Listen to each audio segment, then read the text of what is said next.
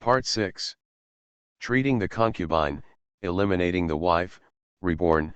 I refuse to marry the scumbag and marry the prince. Author, Gigi. Chapter 53. Xieting Zhou ignored him and pressed the black piece on the chessboard. Li Jifeng looked down for a long time and said, "You really don't even have a breath left for me." He waved, and the little eunuch standing aside skillfully took out a banknote from his sleeve and placed it respectfully on the couch. There was already a small stack of banknotes stacked there, all in denominations of 1,000 taels. Xieting Zhou didn't even look at it. He weighed the chess pieces in his hand and asked, "You still want to play?" Li Jifeng looked at the young eunuch. The eunuch spread his hands and made a sad face, indicating that he had no money. "No more," Li Jifeng stroked his son, "you are too stingy. What kind of friendship do we have?"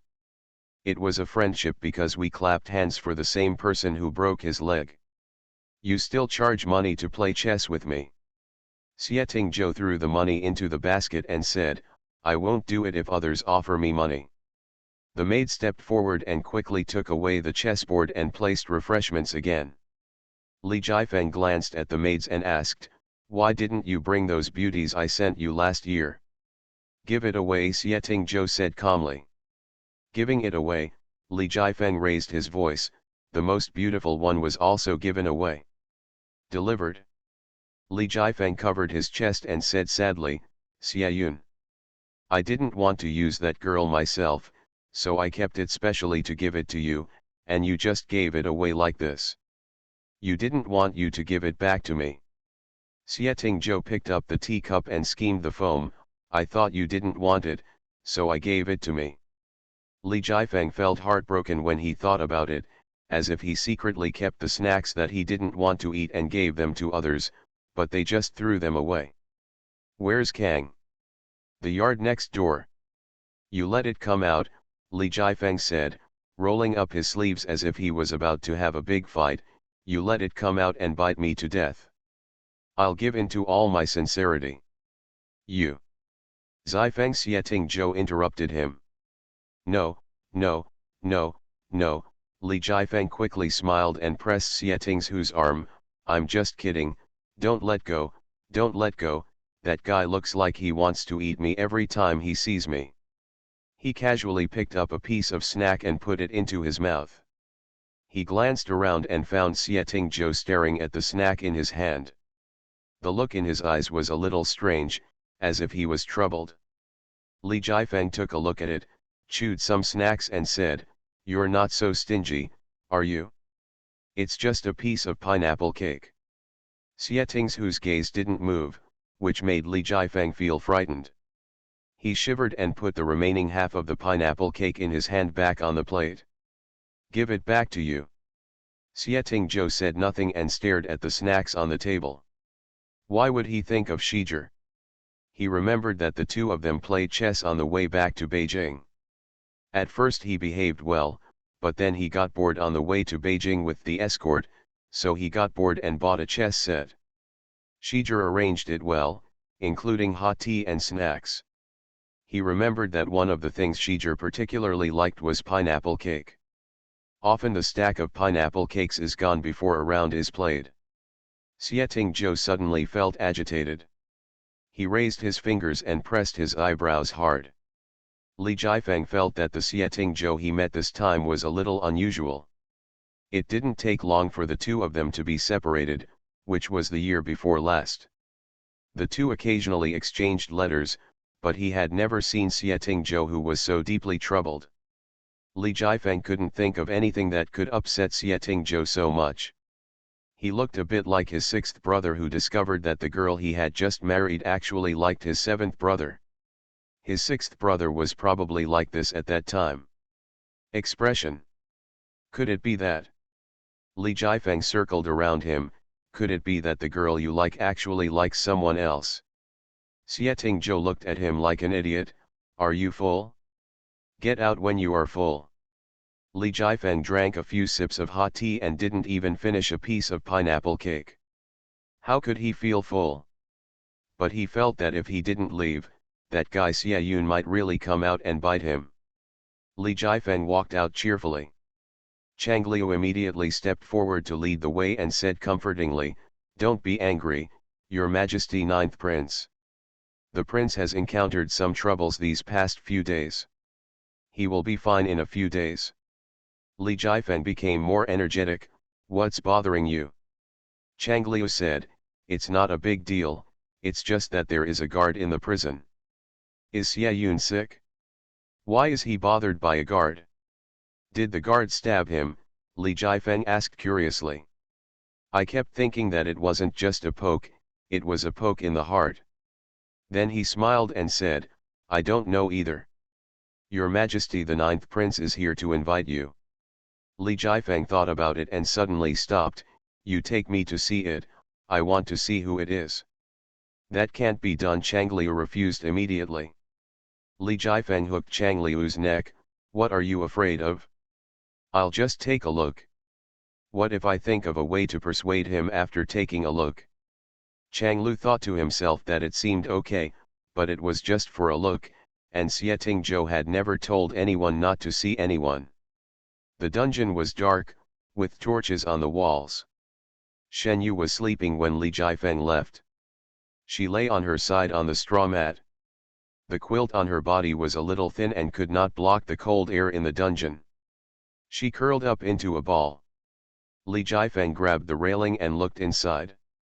Hidden under the dark quilt was a small fair face, so delicate that he looked pitiful. "Is he, a man?" Li Jifeng asked. Chang Liu said matter-of-factly, "Can Kono be a woman?" Li Jifeng thought for a while, stared at Shen Yu for a while, and shook his head. "It's over, he's done thanking Tingzhou." "What do you mean, Your Highness Ninth Prince?" Chang Liu asked doubtfully. Li Jifeng strode out. "The boy looks like a girl, but looks like a boy but not a girl. We get along day and night, and as time goes by, we fall in love, stay forever." Li Jifeng turned around and said, "Have you noticed that my literary talent has become better? I just said 4 idioms in a row." Chang Liu was speechless. How could Xie Tingzhou make such a friend? There were 100,000 mercenaries in Balin. Originally, the prince and the crown prince of Balin were taboo, but Li Jifeng was different. He, Li Jifeng, was the 9th son of Emperor Tongxiu. He was notoriously uneducated and incompetent.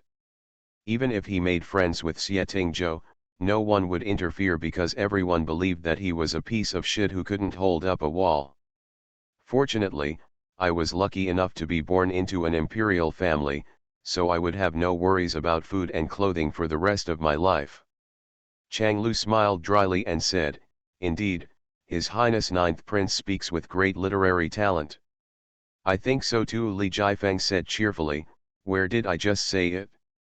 Chang Liu answered, "As time goes by, love grows." Li Jifeng, "Yes. As time goes by, love grows, and he is done with it." "Your Majesty Ninth Prince, you are going the wrong way." Seeing Li Jifeng, who was so excited that he went the wrong way, Chang Liu reminded him at the right time. "I have to verify one thing first." Li Jifeng walked towards Xie Tingzhou's yard with his head held high. "My dear friend is going through a big problem in life, how can I abandon him at this moment? Treating the concubine, eliminating the wife, reborn, I refuse to marry the scumbag and marry the prince." Author, Gigi. Chapter 54. Ziweun Tower is the largest brothel in Shengjing City. Although it was already dark, Ziweun Tower was still bustling with excitement. The visitors were either rich or noble, and all of them were wealthy people who could spend a lot of money. Li Jifeng spent half a day in the palace and finally dragged Xie Tingzhou out. Li Jifeng is a frequent visitor here and comes here in disguise on weekdays. The madam greeted him enthusiastically as soon as he saw him. "Master Feng hasn't been here for some time.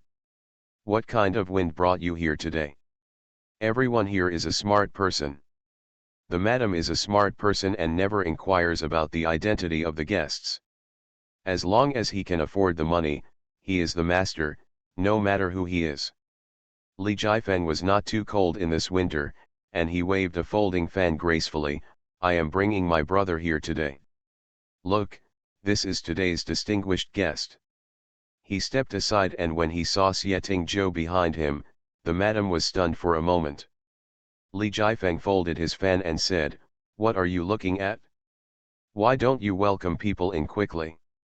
The old bustard came to his senses and hurriedly invited people in. "Several young masters are waiting for you two in the room." Look at me, I was stunned for a moment. With this appearance of the young master, I think the young master who comes to Lan Yu is just like this. Li Jifeng was happy, that's for sure, they are definitely on par. Speaking of the title of young master Lan Yu, it was Li Jifeng who first spread the word. Xieting Zhou glanced sideways at Li Jifeng. The reason why he came today was because he could no longer stay like this in the palace. First, he was irritated inside, and second, in recent years, in order to make Emperor Tongxue relax his vigilance, he had cultivated the image of a swinger in Bailin. He had not visited a brothel or restaurant even once in Beijing for several days, so Emperor Tongxue would definitely become suspicious. The madam personally took the two of them into the best room. As soon as Li Jifeng and Xieting Zhou entered the door, the group of stumbling young men immediately stood up. They were both the masters of places that had been around for many years, and they tacitly agreed not to commensurate their status, but just smiled and cupped their hands. Li Jifeng greeted, "Call some girls to come in and ask for them to be clean. My brother is very picky." "That's natural. I will definitely send the most beautiful girl from our Ziwiun Tower to the young master," the madam said enthusiastically. "I thought that even the most beautiful girl in Ziwiun Tower felt wronged by this young man, and I really don't know who took advantage of him." The madam left happily, and the young men began to greet each other. "Your Highness the Ninth Prince, His Highness the Crown Prince."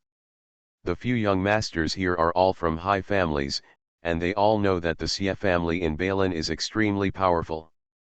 The king of Bailin was about to conquer the world, and later the heir apparent Xieting Zhou was born to inherit his mantle.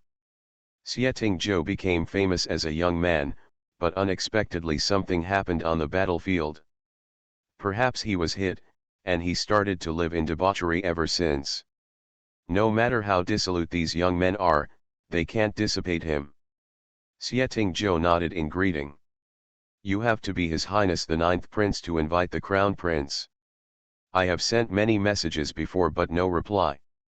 "That's not true," Li Jifeng said proudly. "What is my relationship with him?"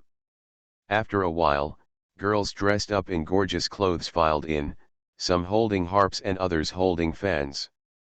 Seeing the new young man in the room, the girls admired him and were secretly happy in their hearts. The sound of silk and bamboo was lingering. Li Jifeng was playing time with the folding fan in his hand, and several young men were chatting with the beauty in their arms. Xieting Zhou was leaning back, playing with the wine glass in his hand. After finishing one cup, the woman sitting next to him knelt down and held the pot to pour him another cup. He moved his hand to the side, but the woman couldn't reach it. When she leaned forward, she fell unsteadily and fell on him. "Ha ha ha," Li Jifeng laughed, "she is a knowledgeable girl." The woman's act of throwing herself into his arms was exposed on the spot. Her face turned red with embarrassment and she couldn't stop talking. She whispered, "Young master." Xieting Zhou looked down with no expression. He picked up Li Jifeng's folding fan on the table and lifted the girl's chin to look at it. The girl looked at the face in front of her, her fairy-like eyebrows and eyes fell into the mortal world. In such a place of fireworks, there was no trace of the worldly atmosphere in her eyes. She suddenly felt ashamed of herself, fearing that her identity and beauty would stain the eyes of the immortal. Xieting Zhou threw the folding fan back on the table without any interest. The girl's face suddenly turned pale because she saw boredom on the young master's face. Li Jifeng drank wine and looked at Xieting Zhou's expression from time to time. Xieting Zhou knew that Li Jifeng was looking at him, so he still acted like he should. "You," he pointed to the woman playing the piano, "come here." The sound of the piano suddenly stopped, and the woman walked to him gracefully and knelt down on the ground. But he just glanced twice and said, "Pour some wine." Li Jifeng thought thoughtfully, "What's the matter? The girls here are not as beautiful as those in Balin. Are they not to your taste?" Xieting Zhou smiled softly, "I'm tired of it." Li Jifeng thought of the man in prison and rolled his eyes, thinking of the plan. Suddenly asked one of the young masters, "Chao Hung, how is the new boy you brought into the house?" It is not unusual for wealthy families to have male pets in early Zhou dynasty. Chao Hung glanced at Xieting Zhou and saw that he didn't look disgusted, then he said, "You are young, but you are very delicate and courageous. If I go to my concubine's yard, he will get angry with me. This is my first time coaxing someone."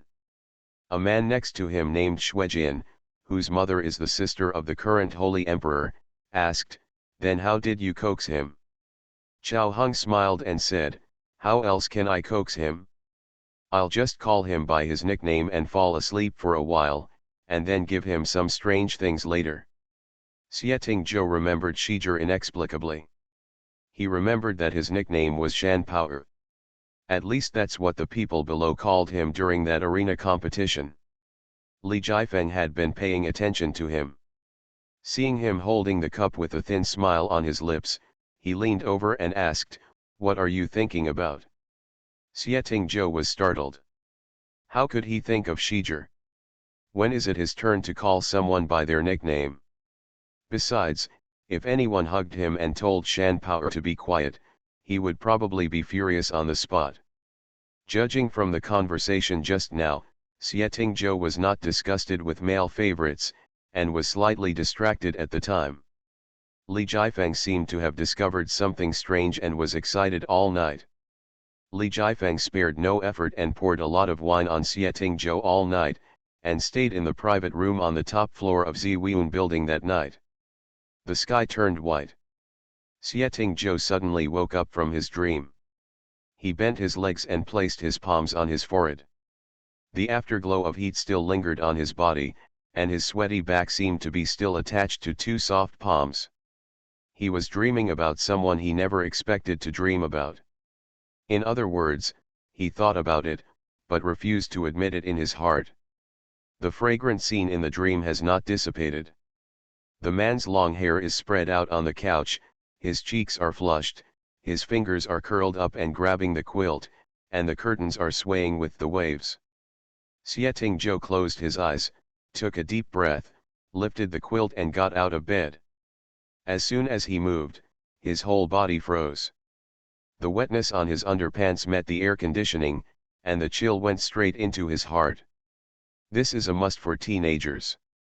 This is something that has never happened to him since he was 16 years old, but now it has definitely happened. You are listening to Novels at Bless Up channel. Wish you happiness and luck. Please subscribe to receive new novels. How do you feel about this novel? Please like and leave a comment. Treating the concubine, eliminating the wife, Reborn, I refuse to marry the scumbag and marry the prince. Author, Gigi. Chapter 56. Sir, we're here, the madam said outside the door. Xieting Zhou raised his eyebrows, and the waiters entered the room one by one. About 6 or 7 of them stood in a row in the hall. The madam knew that this man was picky, but she couldn't be sure of his thoughts and preferences, so he had to choose all types. Some are tall and burly, some are weak scholars. Xieting Zhou's eyes rested on one person for a few seconds. The waiter was not tall, delicate, and fair, with a small face. The old madam was sensible and pushed the waiter, "Young master is looking at you, so hurry up and go." The waiter slowly stepped forward and said, "Master." Xieting Zhou looked at him, looking him up and down. When the madam saw that it was done, he smiled, and said, "He is still a pure man, and the young master should use it slowly." The madam left with the rest of the people, and only Xieting Zhou and the waiter were left in the room. The waiter has been trained, and although he is still a humble waiter, he knows how to serve others. He knelt on the ground and reached out to caress Xieting's calf. Xieting Zhou frowned, and there was a strong nausea in his throat. The waiter's hand slowly moved up, and just as it slid over his knee, he felt a sudden pain in his chest, and was kicked to the ground by Xieting Zhou. The waiter clutched his chest and looked at him in horror. He didn't know which step he made wrong, Mr. Master. Xieting Zhou waved his hand. He got the answer, but his heart sank secretly. The waiter rolled up to his feet, and as soon as he opened the door, the eavesdropper who was leaning against the door almost fell in. Li Jifeng heard from the old bustard that Xieting Zhou had come to Ziwiun Tower and called the waiter. He couldn't miss the scene, so he went upstairs directly. Unexpectedly, before he heard anything, the waiter was kicked out again. "What are you here for?" Xieting Zhou asked. "Of course I care about you," Li Jifeng dragged the chair closer and said, "I'm afraid you will get into trouble. The person in your cell is very special to you, right?" Li Jifeng chuckled, waving his folding fan and walked to sit opposite Xieting Zhou. "I'm also curious, what kind do you like after you pick and choose?" Xieting Zhou's thoughts were confused. Seeing that he didn't speak, Li Jifeng said, "You don't like everyone in the world, either male or female, but you just like to hang out with those beasts all the time." Xieting Zhou's eyes were cold, and with one glance, Li Jifeng quickly changed his words. "Don't get me wrong, I mean Kang and Baiyu, neither the ones flying in the sky nor those running on the ground like me." Xieting Zhou didn't answer. Li Jifeng leaned on the chair and said to himself, "Look at me, as a prince, except for some attainments in literary talent, I know nothing else." Xieting Zhou laughed at his boast, "You must be accomplished in pleasure." Li Jifeng pretended not to hear, "Don't you just want to have fun in your life? As the Prince of Balin, Xieting Zhou is even more noble than me, an unpopular prince, but do you live a happy life?" Xieting Zhou stared at the windowsill silently. "For the first time in my life, I asked myself, are you happy?" It had been a long time since he had been happy. He has seen conspiracies, seen life and death, seen generals wrapped in horse leather, and seen victims starved of food. This is not enough, now he is trapped in this imperial city like a walking corpse. But he didn't care about any of this. He was just doing things based on instinct. Whether it was war or political intrigue, it was not what he wanted. He was just afraid that if he didn't do it, he would slowly rot in the darkness. He needs to stand in the sun. Li Jifeng seemed to have thought about it, and his originally dissolute expression dropped. "Actually, I'm not happy either. I also want to stabilize the country, but look at me, I know those people behind my back saying that I can't hold up a wall with mud, but are they right? Wrong, I'm just mud and can't do anything." Li Jifeng's voice lowered, "Zhangzhou, do you think I want to have fun all day long? But if I weren't Miu Miu, all of my brothers would want my life. Only by not being a threat can one's life be saved. They are all people in high positions but can't help themselves. No one is any better. So," Li Jifeng poured him a cup of tea, "let's enjoy ourselves. Xieting Zhou understands carpe diem, but he can't accept himself like this." The atmosphere was too dull, which was what Li Jifeng couldn't bear the most. After a cup of tea, he was still the dissolute ninth prince. The book says it well, if love lasts for a long time, it will not be between a male and a female. Xieting Zhou gritted his teeth and raised his eyes, "Are you stupid from reading?" Li Jifeng's eyes were sincere, "You don't have to feel bad. I've seen that person. Don't worry, you must be the one up there." Xieting Zhou looked at him, got up and left. Li Jifeng quickly threw the cup and chased out the door. "I'm telling you, it doesn't matter if he is a man, help dash." Seeing Xieting Zhou pull out the knife hanging from his waist, Li Jifeng ran away. Shen Yu had been beaten and injured, but she didn't expect that being whipped would hurt so much. The entire back was burning, except for the thicker fabric of the corset, which blocked her a little and saved her some pain. Shen Yu didn't dare to call the doctor, so Shen Yu could only apply the medicine herself. Since her back was inconvenient, she looked in the mirror and sprinkled some medicine. It's just to see which wound has good luck and get more medicine. Shen Yu grimaced in pain. No matter how many times she greeted Xieting's ancestors, she could not understand the hatred in her heart. She fell asleep in pain. When she woke up, her mouth was dry and she had no strength. Is anyone there? She opened her mouth to shout, only to realize that her throat was hoarse. There was no reply from outside the door. She forced herself out of bed, drank a few mouthfuls of cold tea from the pot, and then lay back on the bed. Xieting Zhou didn't leave after all, and stayed overnight at Ziwiun Tower. 11 Feng climbed up the stairs 3 steps at a time, saw Chang Lu standing at the door, and asked, "Where is your highness?" Chang Liu Baiyang said, "It's in the house." Then he grabbed 11 Feng as he passed by and reminded him in a low voice, "Your highness is in a bad mood today." Xifeng nodded and stood aside without speaking after entering the room. Xieting Zhou leaned on the couch and turned over the pages of the book. "What are you doing?" Xifeng's expression was serious. "I'll tell His Highness that Shiji's whip has been taken." "Just take it, you don't need to report it to me," Xieting Zhou said calmly. Xifeng paid attention to Xieting's expression, but he didn't see any change, but he didn't turn the pages of the book in his hand for a long time. After a while, 11 Feng boldly asked, "I stopped him from duty for 3 days, and then?" 11 Feng stopped talking because he saw Xieting Zhou looking towards him. Xieting Zhou said calmly, "Do all of you think I treat him differently?" The answer was yes, but Xifeng didn't dare to answer. Xieting Zhou already knew the answer from his silence. It turns out that he has been out of control for a long time. Everyone has seen it, but he is the only one who is obsessed with it. Xieting Zhou lowered his eyes and continued to read the book, and said calmly, "There is no need for him to be on duty anymore. Don't let him appear in front of me again in the future."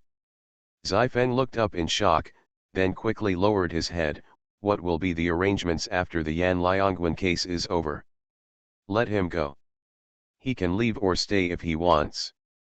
If he wants to stay, find him a job in the capital." Xieting Zhou didn't even raise his head.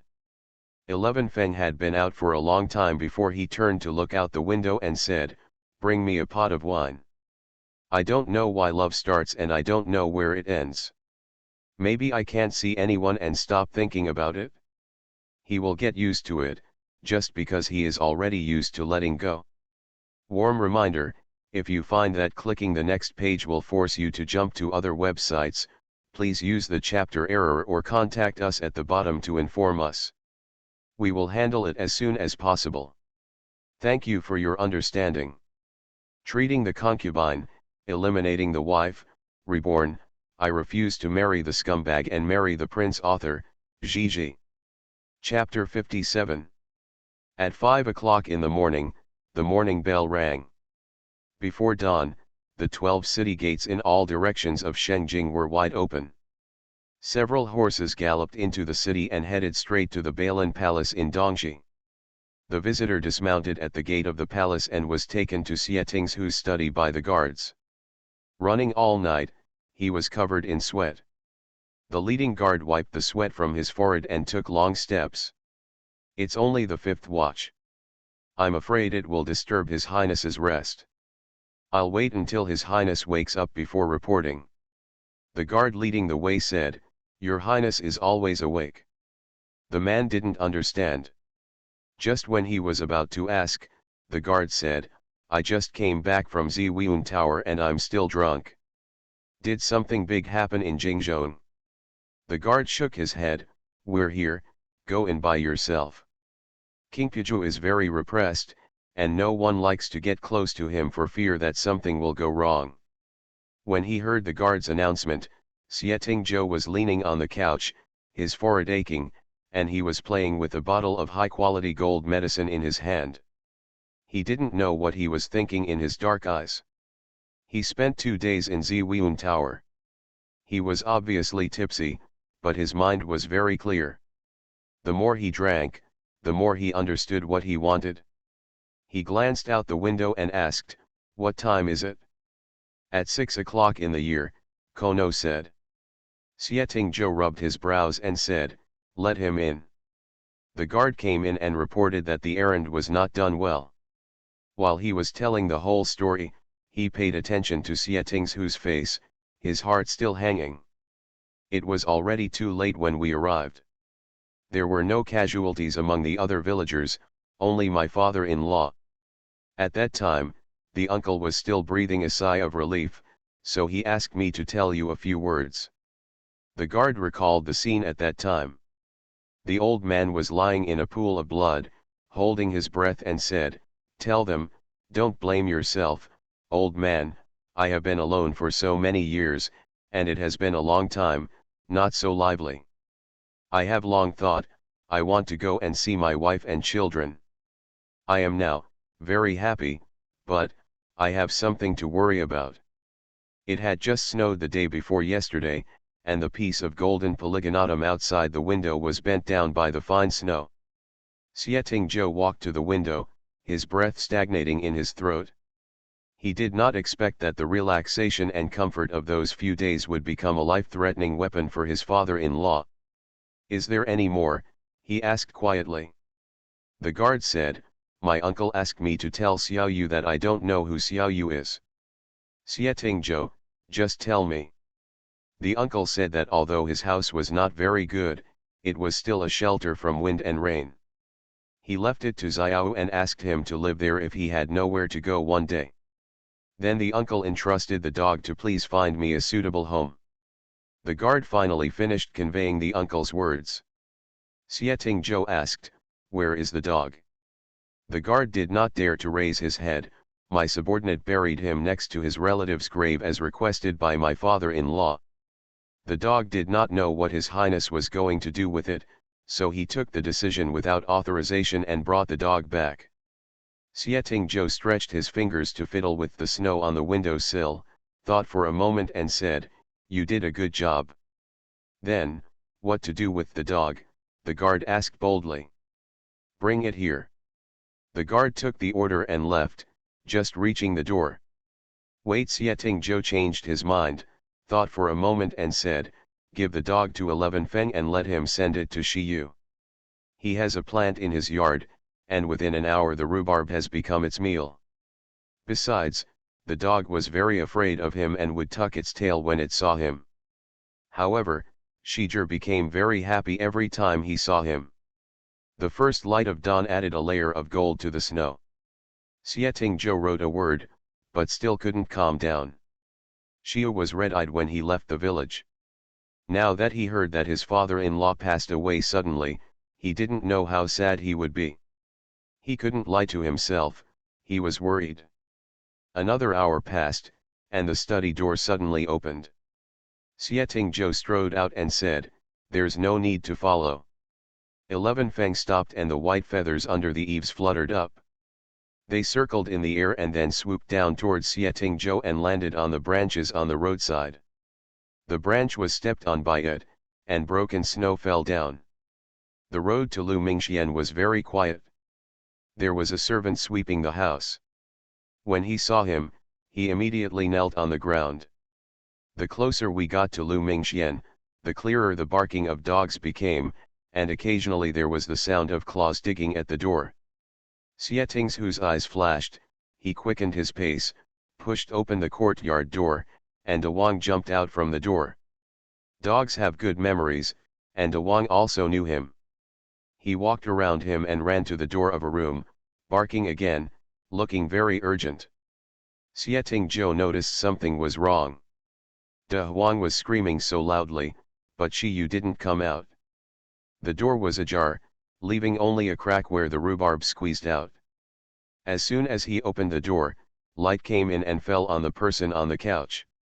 Sieting's eyes suddenly froze. When he came here, he thought a lot about how to face him and how to face his dirty thoughts towards him. He had restrained it, but still wanted to possess it. It's just that what I didn't want to see was this scene. Shijer was lying on the bed, his cheeks were red, and his white lips were dry and cracked.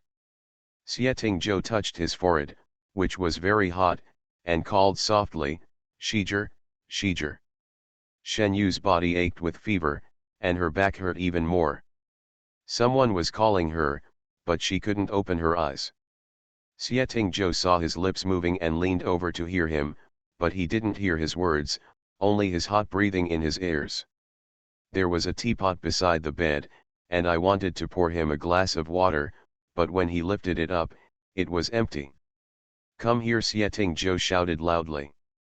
No one responded outside the door for a long time. Xietingzhou became increasingly angry and walked quickly to the door of the courtyard. Here comes someone. The maid who was sweeping quickly threw the broom aside and walked quickly to the courtyard gate. Your Highness. Xietingzhou was filled with anger. Where is the person Lu Mingxian is serving? The maid said tremblingly, His Royal Highness was not in the capital before, so Lu Mingxian never had any servants to serve him.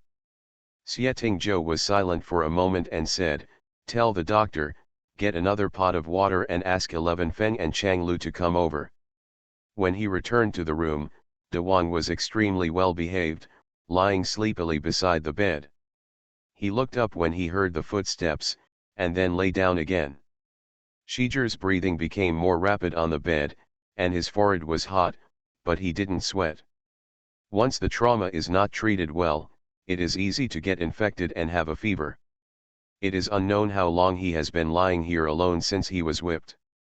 Xietingzhou looked at him blankly and for the first time began to regret the decision he had made. How could those 20 whips beat him like this? He stretched out his hand and pinched his collar. After a while, he seemed to make up his mind and carefully pulled away. His shoulders were narrower, thinner, and wider than those of ordinary men. The clothes slowly fell to his waist, and the scars on his back were fully exposed. The torn whip marks were crisscrossed on the back, but separated by a distance of palm length. Xietingzhou came closer in confusion, his eyes swept across his back, but he suddenly froze there. Under the prostrate slender body, the sides of the chest were squeezed into beautiful round arcs. Xietingzhou's mind exploded like thunder, and the string in his mind suddenly broke. His eyes moved from there to Shijer's face. They slept in the same bed all the way, but he didn't realize that she was a girl. So what does his pain and struggle these days count? It can only be considered ridiculous. The wall in his heart had obviously begun to collapse, and he was ready to accept that kind of self, but reality opened up a new way for him. At this moment, he didn't know whether to be sad or happy. Treating the concubine, eliminating the wife, reborn, I refuse to marry the scumbag and marry the prince author, Gigi. Chapter 58. Knock knock. Your Highness, the servant has come to fetch water. Xietingzhou woke up as if from a dream and raised his voice, put it at the door and get a basin of warm water and a towel. Yes. The maid's footsteps faded away. Xietingzhou opened the door and picked up the kettle. 11 Feng and Chang Lu walked into the yard at that moment. Xietingzhou glanced at the two of them, without saying a word, and closed the door behind his back. 11 Feng and Chang Lu looked at each other, standing on one side at the door. Chang Liu asked in a low voice, What's going on? Zai Feng said with a straight face, I don't know. Chang Liu thought for a while and said, Isn't it because you regretted beating someone? The two looked at each other and both thought their analysis made sense. It's over, Chang Lu said, you were the one who gave the whip, right? Zai Feng's expression remained unchanged, I won't do it myself. That was also your order. It's His Highness's order. Chang Liu shook his head and said, Why don't you understand? How can His Highness be at fault? The fault must be on us. 11 Feng said nothing, as if he already approved. Then, kneel down, Chang Liu asked. Zai Feng didn't answer, but his body was honest. He lifted his robe and knelt down straight. Xieting Zhou poured half a glass of water, blew it gently, and put it aside to dry. The maid came to fetch water and was startled when she saw two people kneeling on the left and right of the door. "Your Highness, the water is here." Xieting Zhou raised his hand and put down the bed curtain. "Come in." The maid went in with the water, her head lowered, not daring to look more. She walked to the bed with the water, the curtain was hanging down, and she couldn't see anything inside. Xieting Zhou sat on the edge of the bed. "Did you call the doctor?" "Called." "Well, let's go out." The maid withdrew. Outside, Zifeng and Changliu saw her coming out alone, and looked at each other with shock in their eyes. Changliu walked a few steps and knelt side by side with Zifeng. He turned his head and asked in a low voice, "Only your Highness and Shizhi are inside. Who do you think is serving whom?" Zifeng glared at him. "Don't make random guesses. Aren't you curious?" Zifeng looked forward, pursed his lips and thought, he was too curious to open the door and look in. Inside the door, Xieting Zhou twisted the veil and gently cleaned the area around her wound. After cleaning the wound and applying medicine again, I originally wanted to apply gauze on her, but after hesitation I gave up and left it as is. Xieting Zhou helped her up and leaned on his shoulder, and fed her some more water. The doctor also came. In the middle of winter, the doctor came running all the way and was sweating all over. "She has whip wounds on her back, and the wounds have been treated," Xieting Zhou said. The doctor checked his pulse and then looked at his face, and said, "Your Highness, you must have been injured and not treated well. It snowed and caught a cold the day before yesterday. The two collided and it became serious. I prescribed some medicine and the fever subsided enough." Xieting Zhou nodded and looked down at Shizhi. His face was as big as a palm, and his arms were so thin that they could break if pinched. With such a body, what kind of power allowed her to fight on the battlefield and get all the way to this point? Xieting Zhou couldn't deny that a strange feeling surged in his heart. Shen Yu moved on the bed, she felt so uncomfortable. In a daze, he saw Shen's Hongan's face again. There were mountains of corpses in Yanliang Pass, and the war was raging. The dense arrows were on his back, and he was still fighting with a spear. A Zihu man quietly approached him from behind. "Watch your back," Shen Yu shouted. Shen's Hongan turned around and shouted at her, "Run! Run! Ayu, run! Woo!" A whimper escaped Shen Yu's lips. Xieting Zhou lowered his head to check, only to see her clenching her teeth, frowning, and a tear secretly slipped out of the corner of her eye. Xieting Zhou wiped the corners of her eyes with his fingers and let out a long breath. Chang Lu knelt at the door until his knees were numb. He rubbed his legs and murmured in a low voice, "If I had known that His Highness would stay for so long, I wouldn't have knelt with you. I was right." As soon as he finished speaking, the door opened, and Changliu quickly knelt straight. Xieting Zhou closed the door and asked Zifeng coldly, "When you sent the dog over, you didn't find anything unusual?" 11 Feng didn't dare to raise his head, and cold sweat suddenly broke out on his neck. "It was just dawn when I delivered it," and Shiyu responded in the room. "I thought he hadn't woken up, so I put the dog in the courtyard." Xieting Zhou took a deep breath and asked, "How long until Uncle Zhong arrives?" 11 Feng replied, "We will set off from Bailin only after the New Year.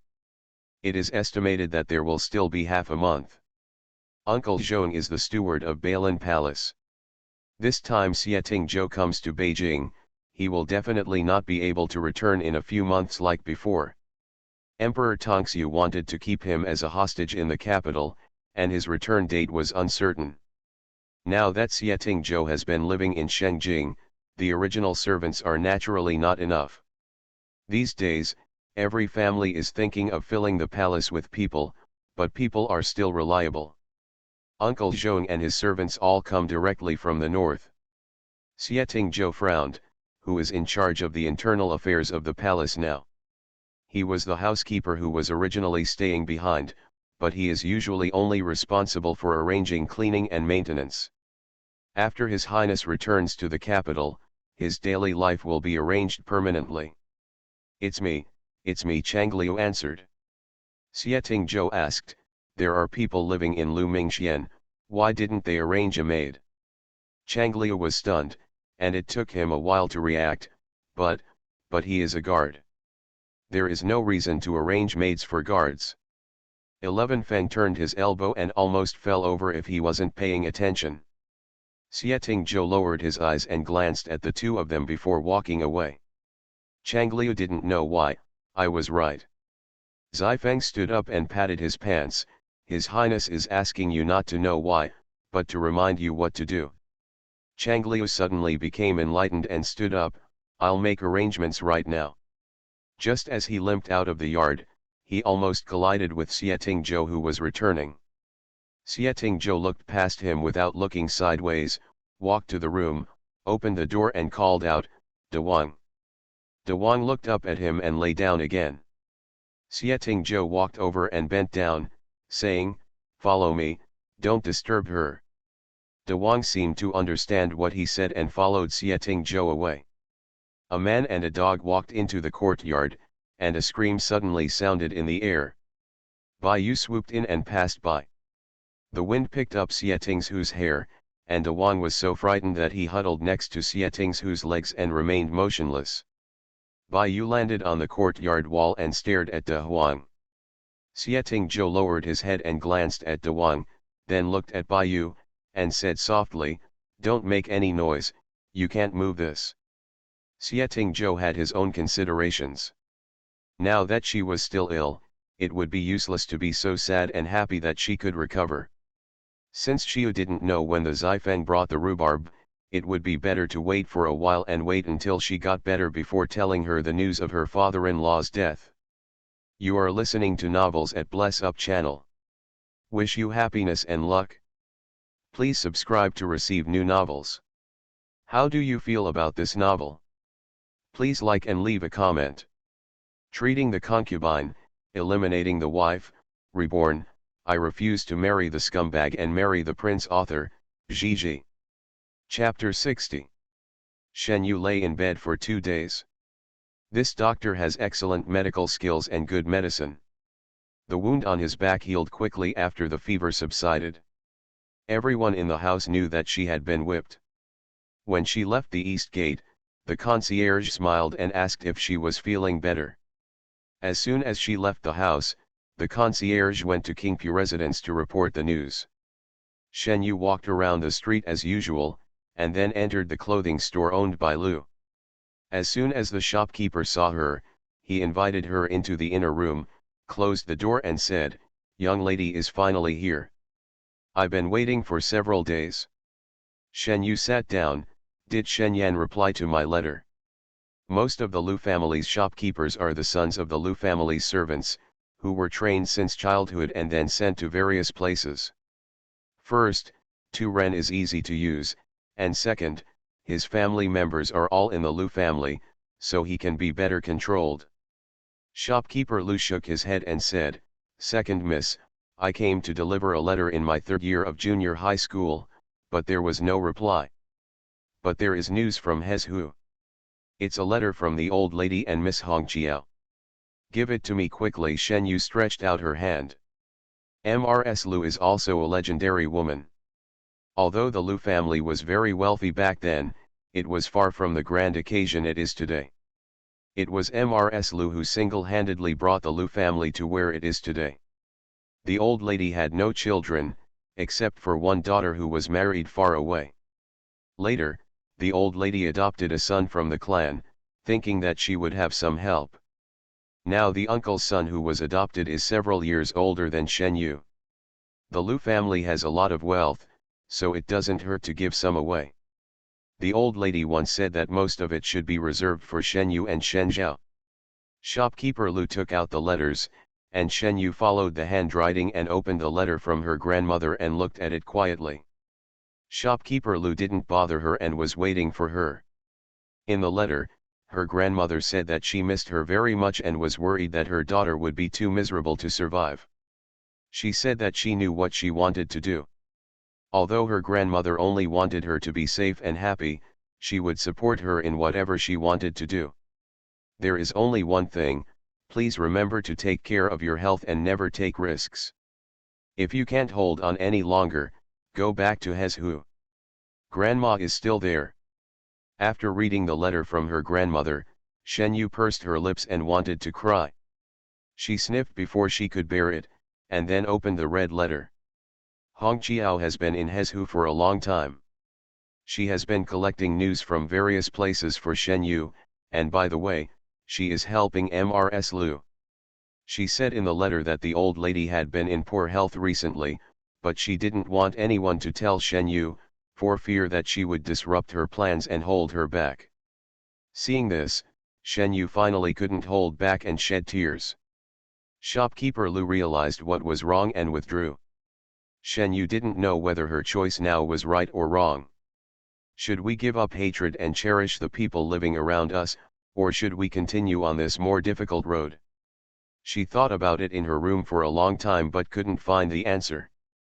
Before leaving, he left letters to Shopkeeper Lu respectively for his grandmother and Hong Qiao, and asked Shopkeeper Lu to send another letter to Shen Yan.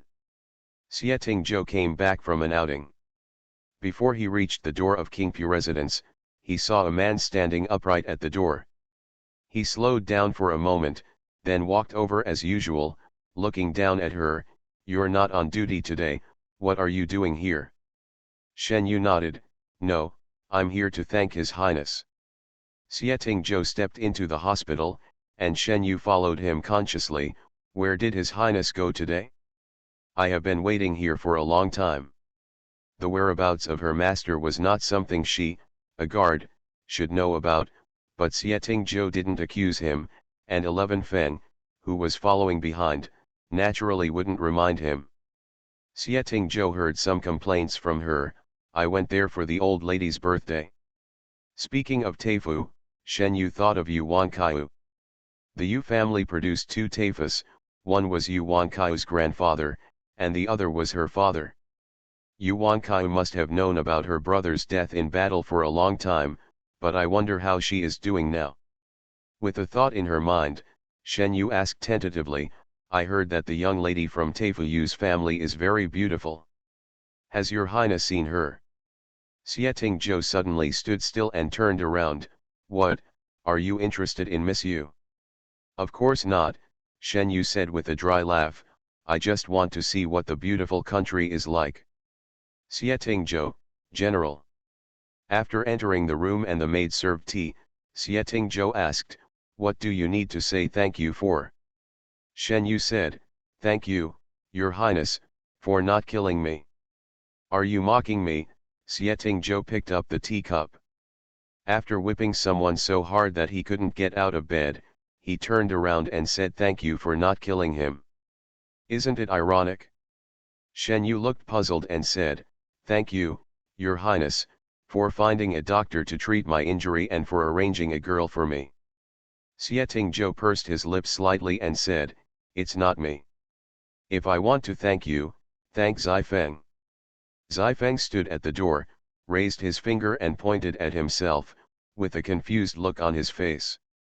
Shen Yu looked back at 11 Feng and said, "Zifeng will not make decisions without His Highness's orders." Xieting Zhou chuckled, "It's not like he doesn't even have this right." 11 Feng stood behind and felt heartbroken. When Shen Yu turned around for the second time, she said with a heavy face, "It's true, it's me." Regardless of whether Shijer believed it or not, of course he couldn't refute His Highness the Crown Prince's face in person. When it was time to take the blame, he, the leader of the guards, had to step forward. 11 Feng couldn't understand why His Highness pushed him for something that was obviously a good thing. Shen Yu's eyes wandered back and forth between the two of them, and then she walked up to Zifeng and asked, "When are you taking a day off?" 11 Feng bravely answered, "Tomorrow." Shen Yu nodded, "That's just right. I'll treat you to dinner tomorrow at Shia Pavilion in the city." Zifeng glanced at His Royal Highness.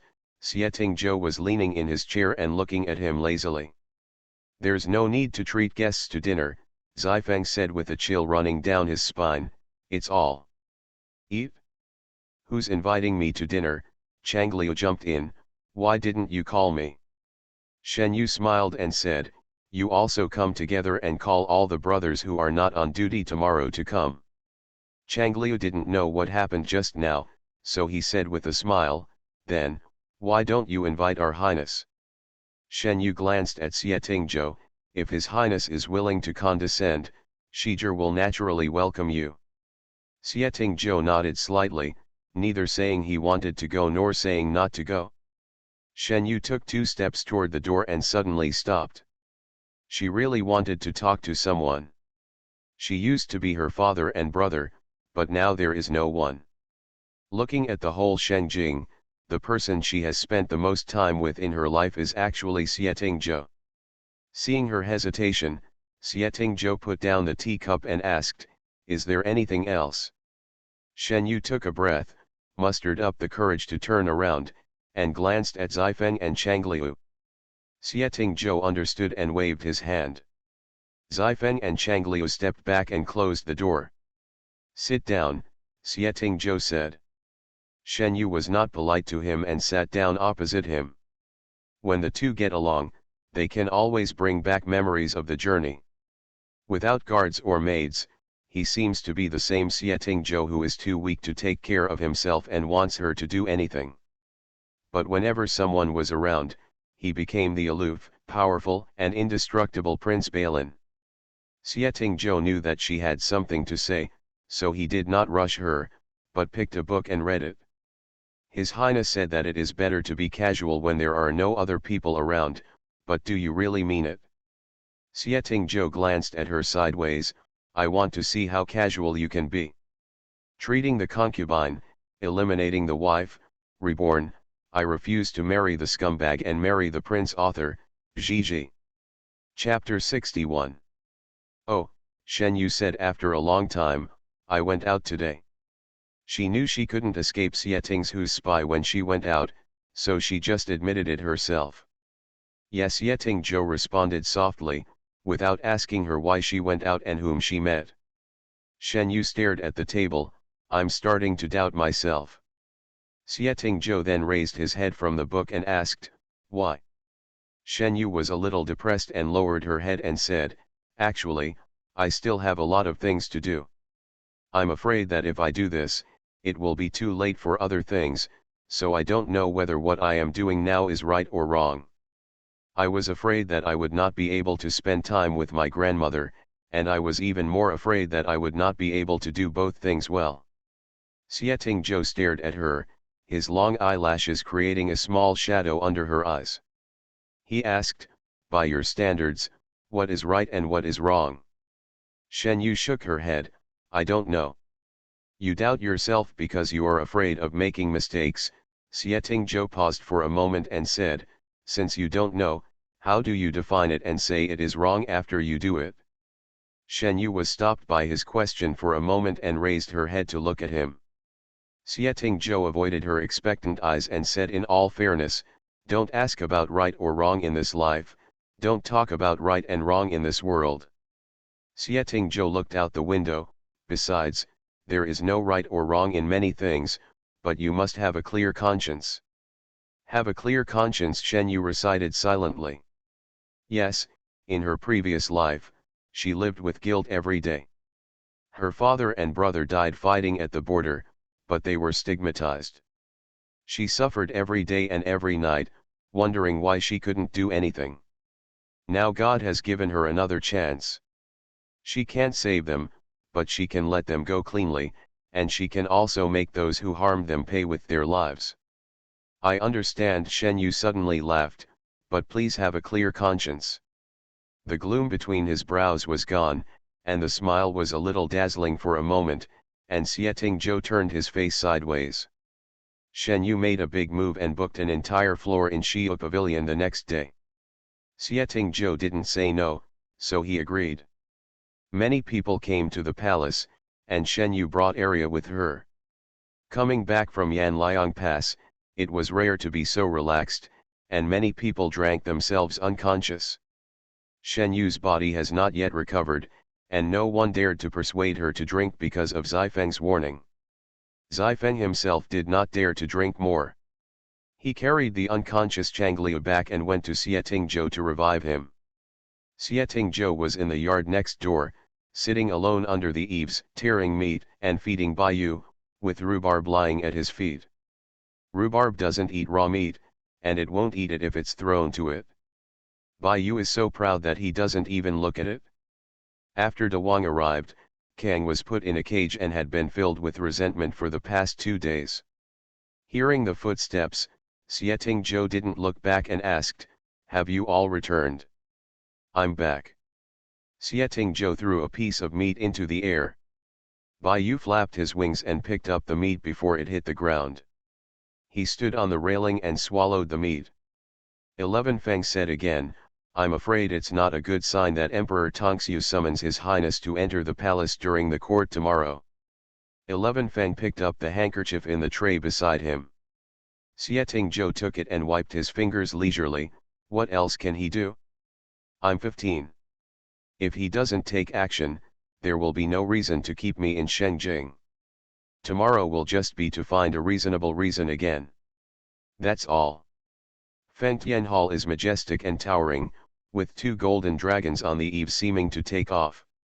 Giant red lacquer pillars support the roof of the hall, with giant dragons coiled on each pillar. Xietingzhou was summoned to the palace and stood in the Fengtian Hall with all the ministers for the first time during the court session. Emperor Tongxiu sat on the armchair and said, "Prince Balin has done a great job in rescuing Yan Liang Pass. He saved a lot of people and deserves a heavy reward." Xietingzhou bowed his head and said, "Your Majesty is so complimentary. It is my duty to expel the Tartars. I dare not take any credit." Emperor Tongxiu was smiling, with sharp eyes, "If you reward me, I will reward you. There is a lot of wealth in the north, so just giving some gold and silver items is too light. I have discussed with the cabinet many times and finally decided to give you a sinecure. What do you think?" You can hear a needle drop in the hall. Xietingzhou had no choice at all. He can't be Xietingzhou, he must be the non-threatening libertine in the eyes of everyone at the moment. Xietingzhou raised his head and suddenly laughed. "Your Majesty, Rong Chen, I would like to ask, what grade of officer is the general commanding?" His words were speechless, but the ice in Emperor Tongxiu's eyes instantly disappeared. He pointed at Xietingzhou and smiled heartily. "This boy is always thinking about his official rank. Why, you are not happy that your official position is low?" Xietingzhou's eyes turned around and landed on a person in the hall. "How does his rank compare to him?" Zhang Lianzi stepped out and said, "I am the Minister of the Ministry of Household Affairs. I have a third-rank official position and command the ministers at the same level as me." Xietingzhou nodded slightly, seemingly reluctantly satisfied. "Then thank you for your love. The prosperity of Shengjing makes people forget to leave. My father has sent a letter urging me to return to Balin. I was worried that I couldn't find a reason to refuse. Your Majesty has given me some relief. Urgent need." Emperor Tongxiu laughed. "That's right, let's pass on the message." After leaving the court, officials from all walks of life expressed their congratulations when they came out of Fengtian Hall. One person said, "In the future, when I become an official in the same dynasty, I don't know whether I should continue to call him the Crown Prince, or whether I should all direct Xieqian's affairs." Xietingzhou smiled and dealt with others. "It's just a name, colleagues, just feel free to do whatever you want." Balin was too powerful, and Emperor Tongxiu was afraid. He wanted to imprison the prince's son in the capital as a hostage, but it was just a matter of imperial edict. If he had no official position, it would be unreasonable for Emperor Tongxiu to force him to stay in the capital. Going through such a big circle to give him a sinecure is nothing more than treating Emperor Su as a bitch and erecting memorial arches to establish himself as a wise king. Fengtian Temple pulled away behind Xietingzhou. He stepped on the bluestone step by step, and his feet became heavier and heavier. He was tired of this place. "Your Majesty, Please stay. Xieting Zhou stopped here and turned around to see a man coming in a hurry. He was dressed in a peacock patchwork official uniform, which made him look full of elegance. Is there something wrong, Mr. Zhang? Zhang Lianzi walked up to him and said, I have something to ask your highness. Business or private matter? Private matter. What kind of personal matter can Mr. Zhang and I have? Xieting Zhou raised his feet and left. Zhang Lianzi chased after him. The prince came back from Yanliang Pass. I would like to ask if the prince saw a woman on the battlefield. She is Shen Yu, the daughter of General Shen. It's Shen Yu again. Xieting Zhou slowed down his steps and glanced sideways at Zhang Lian. Zhang Lianzi continued, to be honest with you, General Shen's daughter is the one Lianzi loves. I heard that she went to the battlefield, but she was neither alive nor dead. Master Zhang, Xieting Zhou stood still, do you know why there is no body after death? Zhang Lianzi looked puzzled, I'd like to hear the details. Xieting Zhou narrowed his eyes slightly, because there are too many corpses. As far as you can see, they are all corpses of soldiers. Some were frozen together, and some were trampled by horses and were reduced to human shapes. So why don't you find them, what? It's just that they can't be recognized, they were all piled together and burned. Zhang Lianzi's face turned pale in an instant, and Xieting Zhou had already walked away. Treating the concubine, eliminating the wife, reborn, I refuse to marry the scumbag and marry the prince author, Gigi. Chapter 62. Bang bang bang. Changliu banged on the courtyard door hard, and Arya hurried over. As soon as the door opened, Changliu squeezed in and asked, where is Shijie? Arya raised her head and looked at him, he's in the house. Changliu ran into the room and saw Shen Yu lying on the couch, reading a book. He grabbed her arm and dragged her out, follow me. Where to go? Shen Yu was dragged to her feet. Kingpiju. Shen Yu said, I am not on duty today. Changliu got angry and dragged her out, you are on duty. 11 Feng just called your name. Then wait, Shen Yu broke away from him, turned around and took the knife from the table, and then followed Changliu out of the door. Zifeng stood at the door of Kingpu residence, and there were a group of guards, all of whom were bitter and resentful, as if his wife had run away with someone. What happened? 11 Feng's face was solemn, Your Highness has not eaten even a drop of rice since he came out of the palace yesterday. Shen Yu's mind turned and she said, you can't starve to death for one day, but what happens next? Zifeng pursed his lips and said, we were kicked out even when we went in. Then why did you call me here? Shen Yu asked subconsciously. Zifeng stuffed a food box into his hand and said, go and deliver it. Why did you ask me to deliver it? Shen Yu raised her voice. No reason, Zifeng said stiffly. Changliu had already opened the courtyard door, and the two of them cooperated tacitly. Zifeng pushed Shijie in, and he quickly closed the door. Shen Yu stood still and the door closed behind her.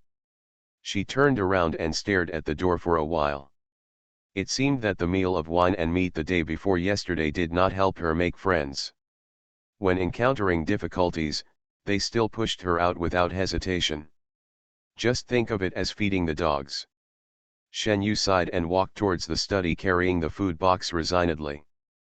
There was no one in the study, so she went to Xieting Zhou's bedroom. The window of the bedroom was half open and the door was not closed. Shen Yu peeked in through the crack of the door. She saw Xieting Zhou leaning on the low couch where he usually rested, with his hand on his brow, not knowing whether he was asleep or not. Shen Yu raised her hand and knocked on the door. She waited outside the door for a moment, but there was no sound from inside, so she knocked twice more. Who allowed you to come in? Go out. After 2 cold scoldings in succession, Shen Yu responded angrily, oh. In the room, Xieting Zhou slowly opened his eyes. Shen Yu carried the food box and walked towards the door. She was not in a hurry because she was not the one who was hungry. Before he had taken a few steps, the door behind him opened. Shen Yu turned around and saw Xie, with his dark hair disheveled, standing at the door holding the door with both hands. "Where to go?" he asked. Shen Yu turned back and said, "Chang Lu asked me to deliver the food. Since you are awake, just eat the food.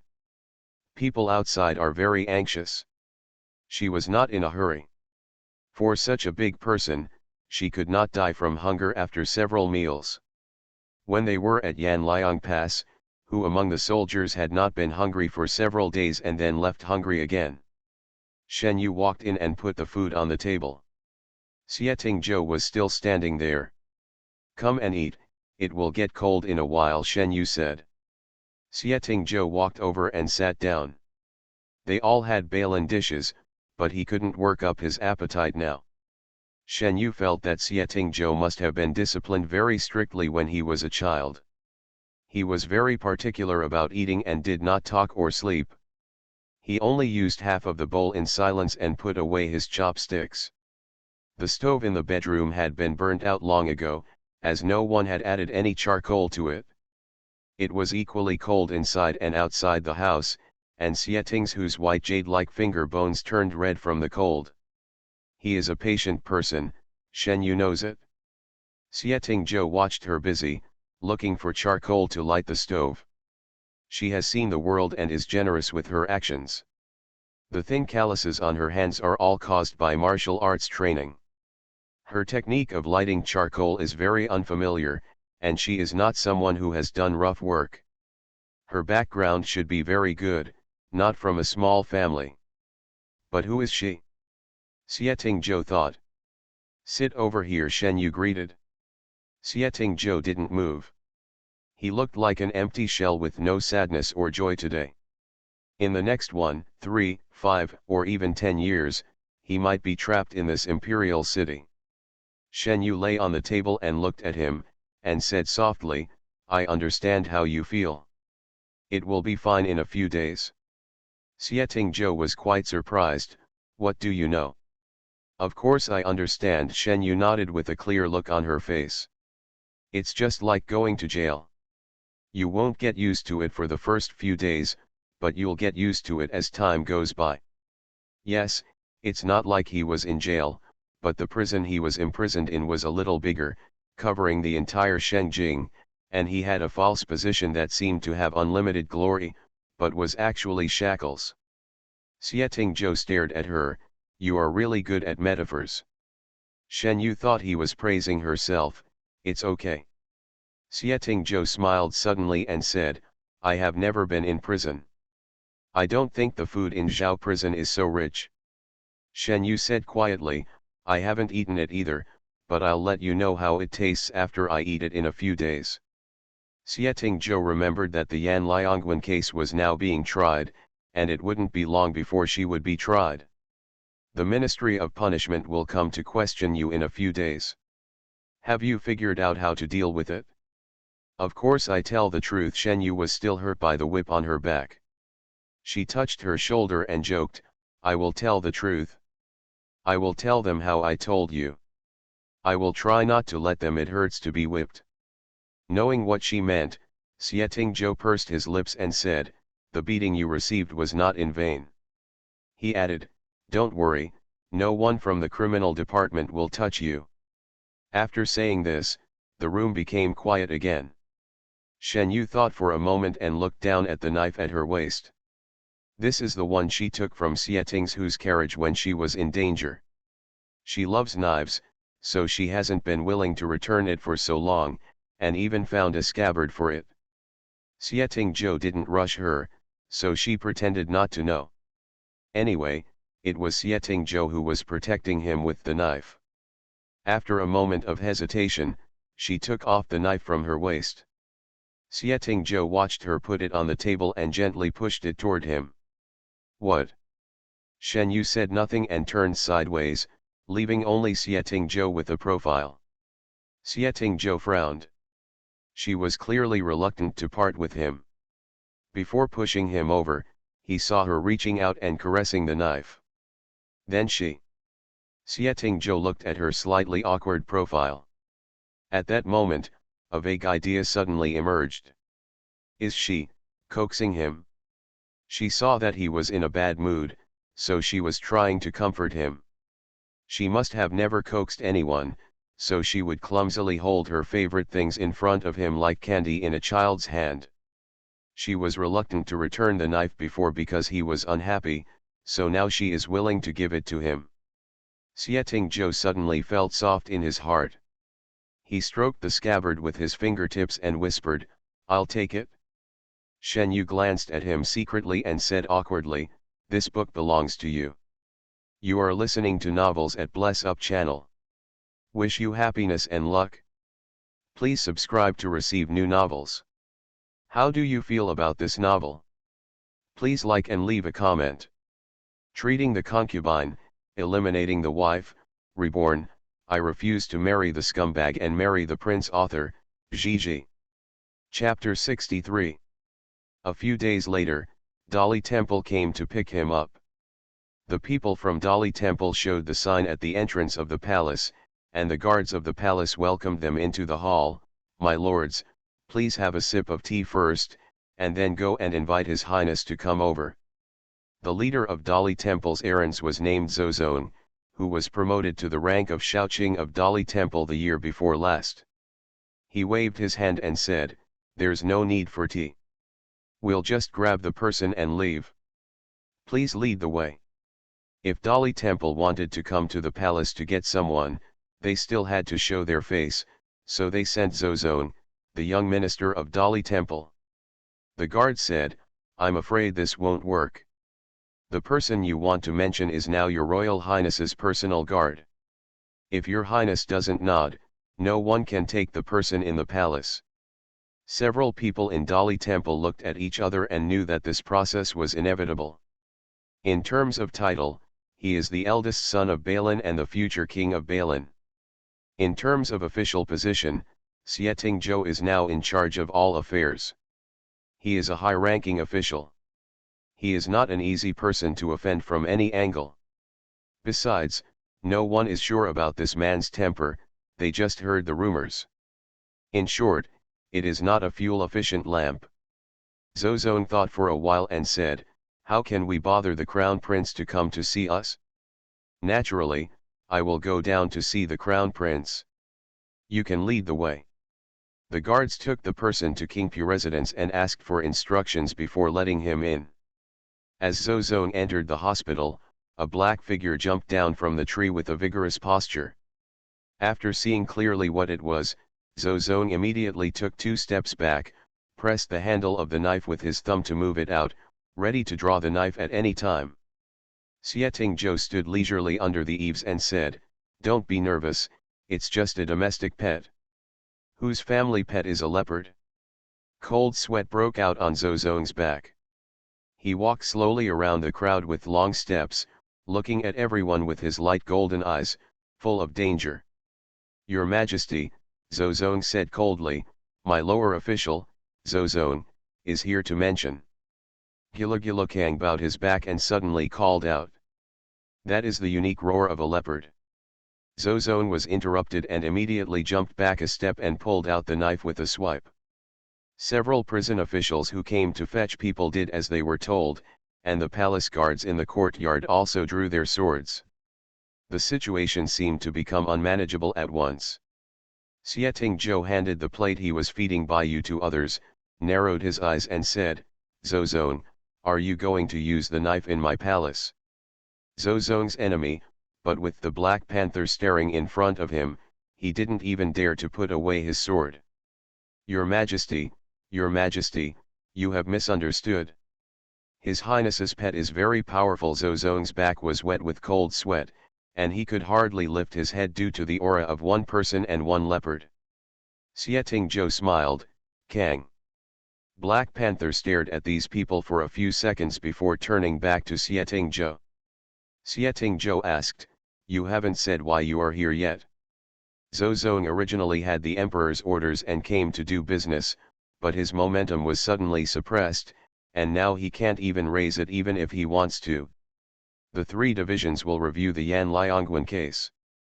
Now we need to ask the Crown Prince's bodyguard to go to Dali Temple for questioning. Oh, it's official business, Xieting Zhou nodded. What about the paperwork? Zozone was confused by his question, and then said after a while, Shijie is not a prisoner, so there is no arrest document issued. Xieting Zhou said, Master Zhou brought so many people here, I thought they were here to arrest some important criminal from the imperial court. Zozone was defeated by him and his face turned ugly. We are just doing things as per the mission, and we hope that the prince will not be in trouble. Don't blame me, Xieting's whose voice was cold, since it's just an errand, you have to issue documents. You don't do things according to the rules, but you want to seek convenience from me. Where do you get the courage? Zozone gritted his teeth. After all, he was a young minister of Dali Temple. From his 3rd-grade official position, he had never been scolded like this by someone pointing his nose at him. Moreover, he was still in front of his subordinates. If I go back to get the documents, can your highness release me? That's natural. Zozone clasped his fists, flicked his sleeves and left. An hour later he came to the door again, this time with documents. Xieting Zhou smiled after reading the document and suddenly became more talkative. Mr. Zhou, couldn't you have done this earlier? He tilted his head and said, Go and ask Shijie to come over. Zozone handed over his hand, No need to bother, just take us there. Xieting Zhou ignored him, and the guard walked away without even slowing down his steps. Zozone could not get off stage again. After a while, Shen Yu came with the guards. Xieting Zhou stood under the eaves and looked at her and said, The adults from Dali Temple have come to call you for questioning. You go with them. Shen Yu nodded, Yes. Xieting Zhou added, Nothing, I will pick you up in person before dark tomorrow. Shen Yu looked at him, and Xieting Zhou nodded to her. When Zozone heard this, he immediately said, It is already noon and the testimony has not been recorded yet. What I said? Xieting Zhou took a step forward, Isn't it clear enough? Zozone's face was ashen. How could he not understand what Xieting Zhou meant, which meant that questioning was allowed but not torture? He came to pick up the person in person, and he must have an intact person. Everyone in Dali Temple left in a cheery mood. The courtyard door was closed. Xieting Zhou turned around and entered the house. 11 Feng followed. I'll just send someone to pick you up, Shijie. You don't need to go back and forth. Xieting Zhou said calmly, You can't pick up an intact Shijie. What kind of place is Dali Temple? Once it comes to a case, he will lose his skin even if he is dead, otherwise he would not deliberately say that he would pick it up personally. Zifeng understood, nodded, and said, Today's matter is that I have formed a dispute with Zozone. I want him to be my dog, Xieting Zhou said. Zifeng was puzzled, but he is Lu Cheng's man. If His Highness wants to win over him, why are you in trouble with him everywhere today? Xieting Zhou sat on the chair. Zozone is an unfamiliar dog. Lu Cheng has not been able to feed him well for so many years. This kind of person only cares about profit and bites whomever he sees. Why not let him know who he cannot mess with? He is a smart man. Today I just gave him a blow. Zifeng still didn't understand Xieting Zhou's explanation. I'm sorry for my stupidity, but now if he hasn't turned his head around, will he avenge his personal revenge and vent his anger on Shijie? Xieting Zhou picked up the teacup, otherwise why would I say I would pick it up in person? Shen Yu went to Dali Temple. Zozone didn't shackle her, but she looked very ugly along the way. The jailer followed him and was aggrieved on behalf of Zozone. Now that he is an official in the same dynasty, he is at the same level as your lord, so why should he be embarrassed by your lord? Zozone's face turned even more ugly and he ignored the jailer. The jailer flattered him again. He just got into an official position because of his background. How can he compare with the way the adults climbed up step by step?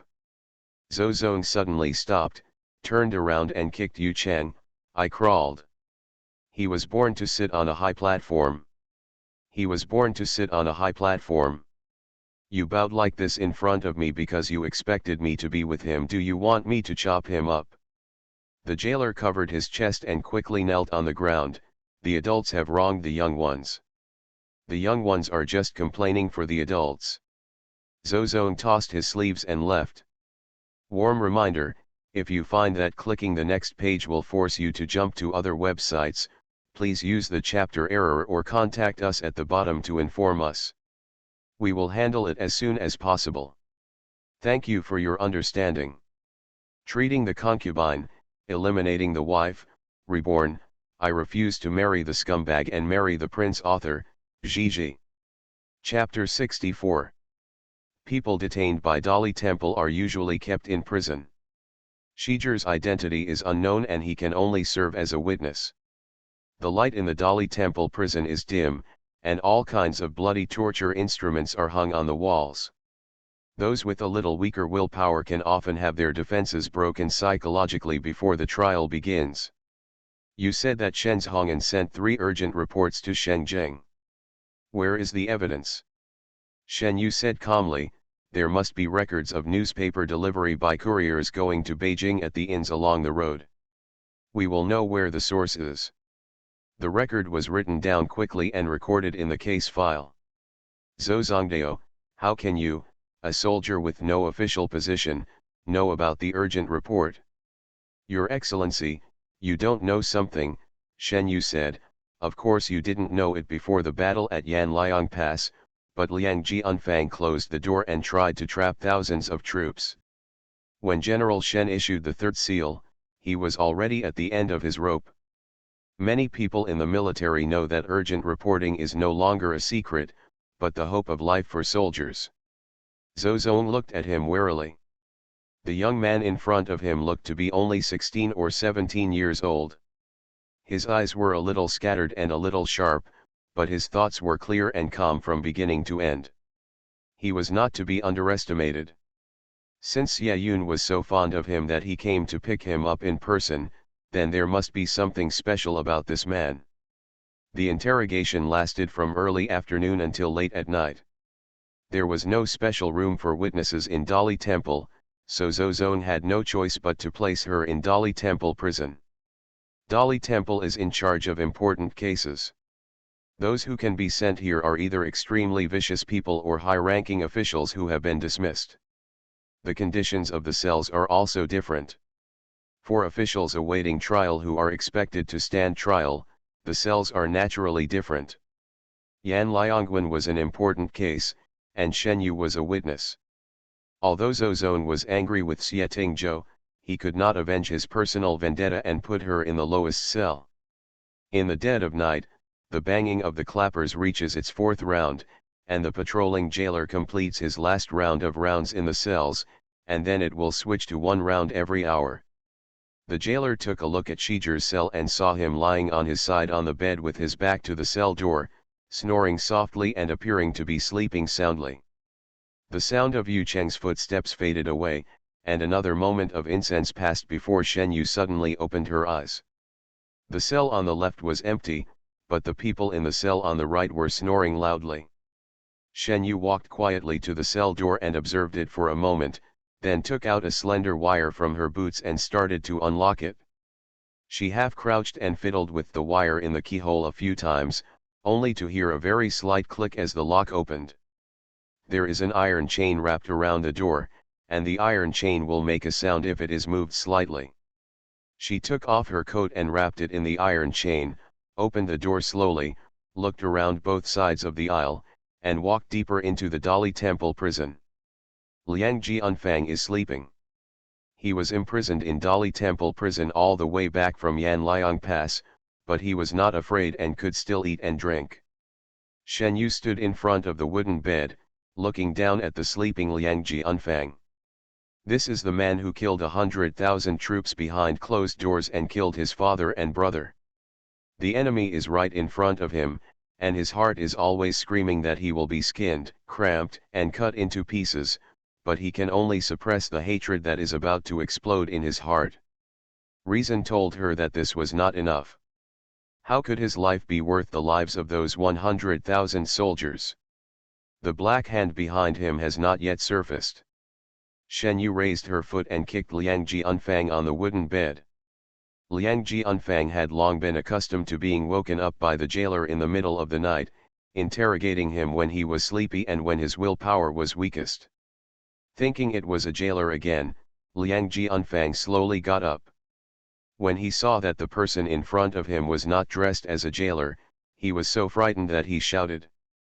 When he opened his mouth, Shen Yu stuffed a piece of rag into his mouth and whispered, "If you make a sound, you will die.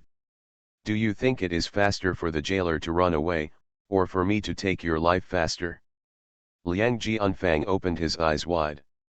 Although his hands were not tied, he did not dare to take off the cloth in his mouth. Shen Yu stared at him coldly.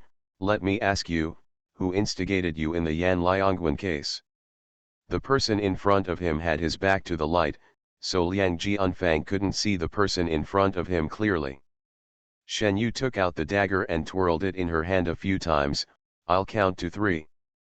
If you haven't figured out how to answer it yet, I don't mind reminding you. 1. Liang Jianfang was afraid of death. He took the handkerchief off his mouth without waiting for the second call. "I'll say it, I'll say it." Shen Yu raised her chin. "Yes." Liang Jianfang swallowed. "It's Mr. Zhang, the first assistant." Shen Yu frowned. "Chief assistant? Zhang Yuanqing." Liang Jianfang nodded heavily. "Don't try to kill me. Every injustice has its own owner and every debt has its owner. I'm just a worker, and all the ideas come from the adults above." Shen Yu thought for a moment and said, "Did you also say that when you recruited me?" "Yes." Shen Yu sneered. "Then tell me, what is the purpose of Zhang Yuanqing instructing you to do this?"